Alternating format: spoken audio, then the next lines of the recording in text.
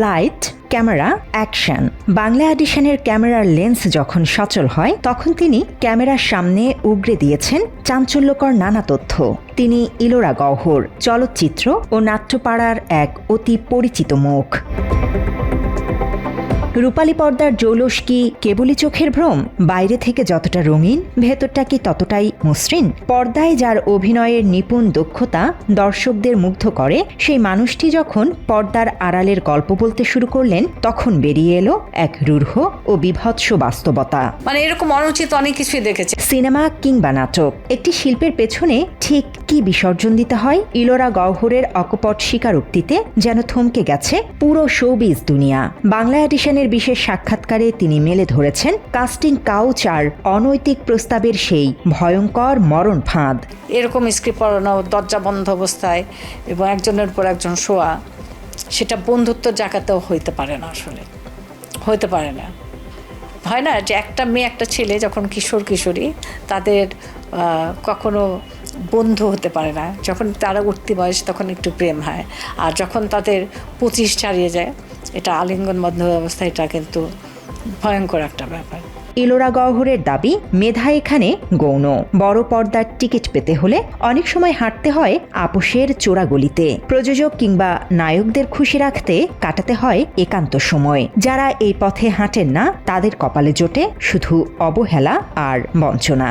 মানে একটা ঘটনা আছে, সেই ঘটনাতে কিছু শিল্পী মানে আকৃষ্ট এবং প্রডিউসারদের দ্বারাও তারা বন্ধনে আটকানো। সেখানে অন্য শিল্পীদের কিন্তু ঢুকবার কোনো পরিবেশ নেই। অভিযোগের তীর আরও গভীরে। ইলোরা জানান, কোনো অভিজ্ঞতা ছাড়াই রাতারাতি তারকা বনে যাচ্ছেন অনেক তরুণী। বিনিময়ে দিতে হচ্ছে বিশেষ সুবিধা, এমনকি বগল দাবা করছেন নামি দামি পুরস্কারও। এমন অনেক মুহূর্ত নিজের চোখে দেখার দাবিও করেছেন এই অভিনেত্রী। আমি দরজা ধাক্কা দিলাম। আমাদের শিল্পী পরিবেশ বলছে তো, দুইটা আমাদের দেশের সবচেয়ে বড় পুরুষ স্টার আর মেয়ে স্টার, তাদের আলিঙ্গনবদ্ধ অবস্থায় আমি শোয়া দেখতে পাই। এবং আমি মানে প্রথমে তাকায়, এই অবস্থায় আমি আর কখনো কাউকে দেখি নাই। বের হয়ে আসি এবং পুরুষ স্টারটা আমাকে বলছে, এলোরপা, এটা মানে আমি একটু স্ক্রিপ্ট বুঝাচ্ছিলাম। আমি সে দ্যাটস ফাইন, মানে দ্যাটস ফাইন, ওকে। এখনকার চলচ্চিত্রে অধিকাংশই থাকে নোংরামি, যা পরিবার নিয়ে দেখা যায় না, এমন অভিযোগও করেন এই অভিনেত্রী। ওটিটি যেটাই হোক, মানে বিধ্বংস। কিছু সিনেমা আসছে না তা না, আসছে তাতে জঙ্গলিপনা বেশি, কিন্তু তার মধ্যে দু একটা ছবি ভালো হচ্ছে। তার বিস্ফোরক মন্তব্যের তালিকা থেকে বাদ যাননি ভারতের কলকাতার জনপ্রিয় মুখ জয়া আহসানও। পশু হত্যাটা বলা যাবে না জয়া, আমি ভীষণ ভালোবাসি তোমাকে, কিন্তু তুমি বেজসও হয়ে গেলে ঠিক আছে, অসুবিধা নেই, কিন্তু তুমি ফুল প্রীতি দেখাও, সবজি বাগানে যেগুলি করছো সেগুলি খুব ভালো লাগে। যে তুমি 1 কোটি টাকা দিয়েছো নাকি 30 লক্ষ টাকা দিয়েছো, এটা আমার একেবারেই মাথায় মানে আসেই না। হয়তোবা তুমি ক্যারিয়ারের জন্য অনেক কিছু ত্যাগ করেছো, সেটা মানানসই, তুমি অনেক অ্যাওয়ার্ড পেয়েছো, কংগ্রেচুলেশন, কিন্তু পশুপ্রীতি দেখাতে গিয়ে এটা মনে হচ্ছে হত্যা, এটা বলা যাবে না। সেই সঙ্গে শোবিজে তথাকথিত ফারুকি চক্র বা সিন্ডিকেটের প্রভাব নিয়ে করেছেন চাঞ্চল্যকর বিশ্লেষণ। মিডিয়া পাড়ার এই শক্তিশালী বলয় কিভাবে মেধার চেয়ে তোষামোদীকে গুরুত্ব দেয়, তার এক ভয়ঙ্কর সমীকরণ উঠে এসেছে তার কথায়। তো সিনেমাটাকে কেন নাটক বানাবো? এটা হচ্ছে কি, ওই যে ফারুকি চক্র আছে, আবার আরও কিছু যারা সিনেমা বানান তাদের কিছু চক্র আছে, ওই নায়িকাদের ইটিশ পিটিশের কারণে নাটকটা চলে যাচ্ছে সিনেমাতে, এবং এটা তীব্র নিন্দা জানাই। মাত্র 30% টাকায় জমির মালিক হয়ে নতুন বাংলাদেশের গড়ে তোলার স্বপ্ন দেখা বাংলা বসতি। সম্প্রতি আলোচনায় এসেছে হাসান জাহাঙ্গীর পরিচালিত কন্ট্রাক্ট ম্যারেজ সিনেমা।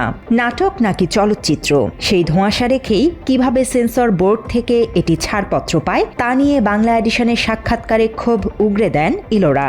আমেরিকার এক নাটক, কে জানি কোর্ট ম্যারেজ নাকি কন্ট্রাক্ট ম্যারেজ, এটা সিনেমা হয়ে গেছে। এরকমভাবে আজে বাজে কিছু ফিল্ম হচ্ছে, নাটক হচ্ছে, যেগুলি শিল্পকলায় পড়ে না, যেগুলি মিডিয়াতে আসতে পারে না। এর জন্য সম্পূর্ণ দায়িত্ব আমি বলবো সেন্সর বোর্ডের।